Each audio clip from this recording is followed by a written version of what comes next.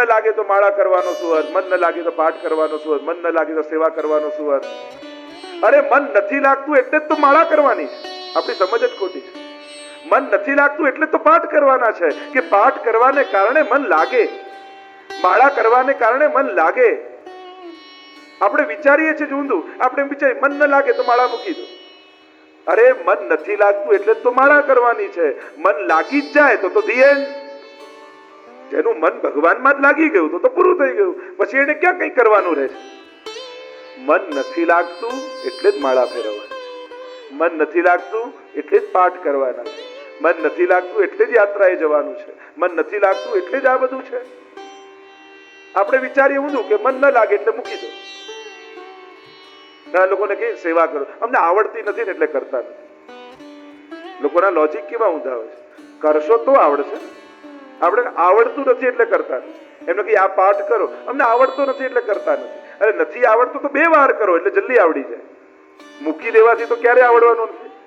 ક્યારે એવું તો થવાનું નથી કે ભગવાન આવીને એકદમ જેમ છડી ફેરવશે એટલે તમને એક ક્ષણે બધું આવડી જશે અને પછી તમે કરશો. આવું થવાનું છે કે કરતા રહેશો પછી આવડશે? એટલે હવે એવો ખોટો લોજિક ના આપતા. કોઈ એમ કે મને તરતા પાકવું આવડી જાય પછી પાણીને અડીશ તો ક્યારે આવડે? પાણીમાં ઉતરે, કોશિશ કરે ત્યારે તરતા આવડે. પણ કોઈ એમ કે ના મને તરતા પાકવું આવડી જાય પછી જ અડું પાડે તો ક્યારે સંભવ નહીં થાય. પ્રયાસથી શીખાય છે, કોશિશ કરવાથી થાય છે. ઘણા લોકો આમ બેઠા રહે, આ મનમાં ભાવ થશે ને પછી કરીશ. હવે ભાવ ન થયો તો આખી જિંદગી એમને એમ જશે. કરો, કરતા કરતા પ્રભુ પ્રસન્ન થઈ એક દિવસ ભાવનું દાન કરશે તમને. ભાવ આપણા હાથમાં તો છે નહીં, પ્રયાસ આપણા હાથમાં છે, કોશિશ આપણા હાથમાં છે, રીત આપણા હાથમાં છે, પણ પ્રીતનું દાન તો ભગવાન કરે છે. અને એટલે કરો. એટલે હું તો ઘણી વાર કહું, ભગવાન સાથે લવ મેરેજ ન થાય તો એરેન્જ મેરેજ કરી લેવાના. લવ મેરેજમાં શું હોય કે પહેલા પ્રેમ થાય પછી પરણે. હવે એ પોસિબલ ના હોય તો પહેલા પરણી જાઓ. આપણે એરેન્જ મેરેજમાં શું હોય, પહેલા પરણે પછી સાથે રહે, એકબીજા માટે ઘસાય, એકબીજાના સુખ દુઃખમાં ભાગ લે અને સાથે રહેતા રહેતા એવો પ્રેમ બંધાઈ જાય જેને 7 જન્મનો હોય. તો જો ભગવાન જોડે લવ મેરેજ નથી થતા ને તો એરેન્જ મેરેજ કરી કરવા લાગો. અભાવે પણ કરો. મન ન લાગતું હોય છતાંય ભગવાન આગળ બેસો. એક દિવસ સ્વરૂપ પ્રસન્ન થઈ તમારા મનને હરી લેશે. એટલે ખોટા લોજિકો મનને ન આપતા કે મન માનશે ત્યારે કરીશ, મનને ઈચ્છા થશે ત્યારે કરીશ, મનમાં ભાવ આવશે પછી કરીશ. તો જિંદગીના કેટલા વર્ષો એમને નીકળી જશે. કરવા લાગો. કરતા કરતા ભાવ થશે.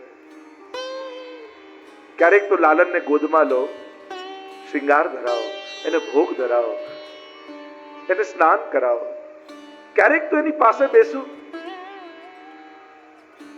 મારા એક પરિચિત વૈષ્ણવ હતા, એ કે એમ ભગવાનની સત્તામાં હું માનું પણ ભગવાન કે આ સ્વરૂપમાં છે એવું ન માનું.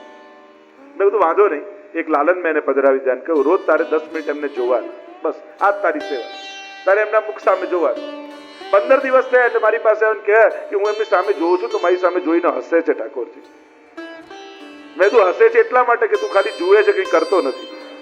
અને આજે એવી સ્થિતિ છે કે આજે સખડી ભોગ ધરીને મરજાદ લઈને સેવા કરે છે.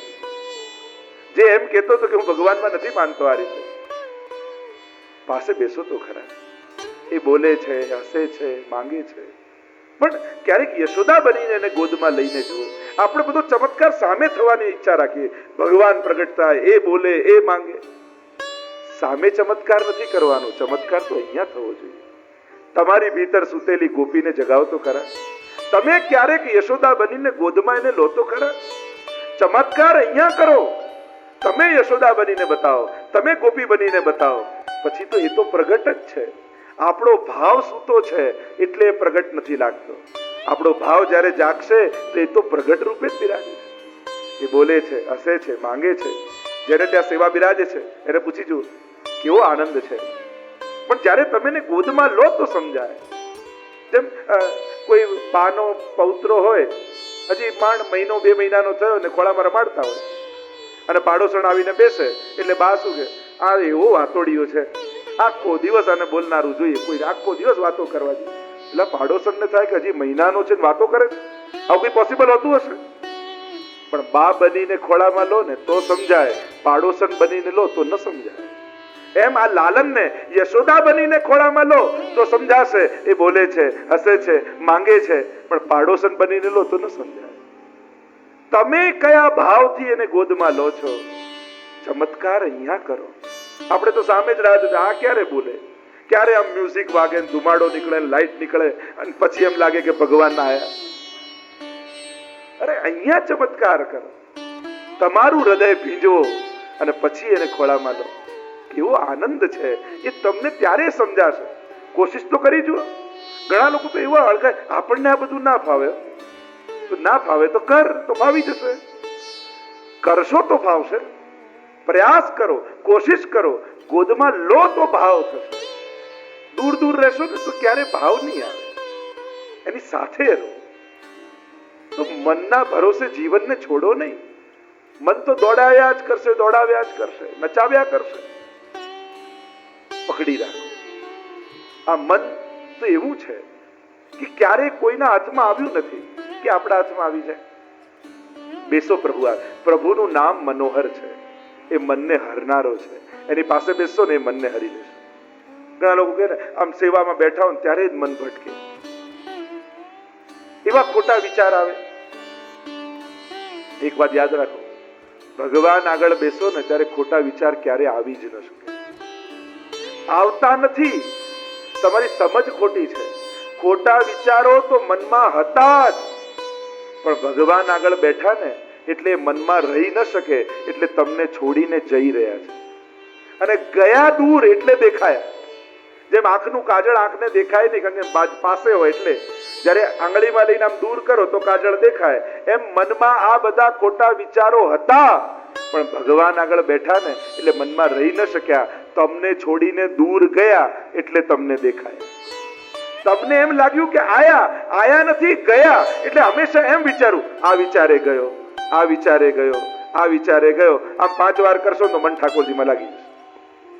એટલે એમ નહીં વિચારવાનું કે આયા, એમ વિચારવાનું કે ગયા.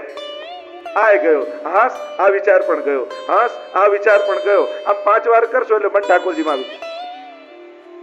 દિવસમાં ક્યારે તમને એવું લાગે કે તમારું મન ભટકે છે? સેવા ભગવાન આગળ બેઠો ત્યારે તમને યાદ આવે ને, જો આ સૌથી પહેલી કૃપા ઠાકોરજીની કે પ્રભુ આગળ બેઠા તો એ સમજ આવી કે મારું મન તો ભટકી રહ્યું છે. નહીં તો 24 કલાકમાં ક્યારેય આપણને લાગતું નથી કે મન ભટકે.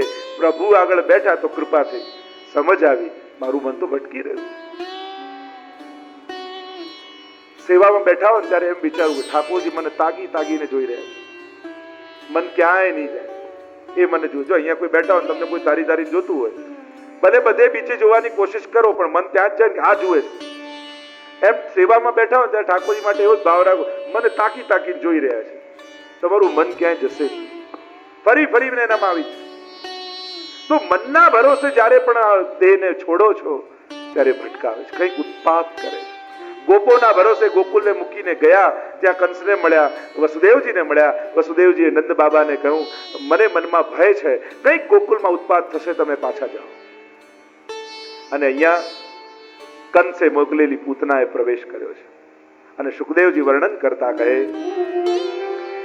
કંસેન પ્રહિતા ઘોરા પૂતના બાલ ઘાતિની શિશુંશ્ચચાર નિઘ્નન્તિ પૂરગ્રામ વ્રજાદિષુ. કંસેન પ્રહિતા ઘોરા, કંસે મોકલેલી ઘોરા બાલઘાતિની. કોણ છે? પૂતના. પૂતાન નયતી પૂતના. તમારા જે સદવિચારોને લઈ જાય ને એ પૂતના. જો આપણે ત્યાં બે આ વ્યક્તિત્વ બહુ પ્રસિદ્ધ છે. એક ભાગવતની પૂતના અને બીજી રામાયણની મંથરા. જે તમારો સારો સંકલ્પ લઈ જાય, તમારો વિચાર ડગાવી જાય, તમારો શુભ સંકલ્પ જે ડગાવી જાય એ પૂતના છે. અને મનમાં જે ખોટો વિચાર મૂકી જાય એ મંથરા છે. કંઈક સારું નક્કી કર્યું કે હવે સેવા કરવી છે, હવે આમ કરવું છે, હવે પાઠ કરવા, એટલામાં કોઈ બેન મળે, અરે આટલી નાની ઉંમરમાં સેવા પધરાવાતી હશે, સાચવી નહીં શકે, આમ નહીં થાય, પેલું નહીં થાય, અને મનના સારા સંકલ્પને દગાવી જાય, એ પૂતના વૃત્તિ. જો આ વ્યક્તિઓના નામ નથી, આ વૃત્તિઓના નામ છે. ભક્તિ કરવા માટે કોઈને પ્રોત્સાહન આપવું, ડરાવવું નહીં. બધાને સચવાયું છે તો તમારું કેમ નહીં સચવાય? બધા આટલા લોકો કરી શકે છે તો તમે કેમ નહીં કરી શકો?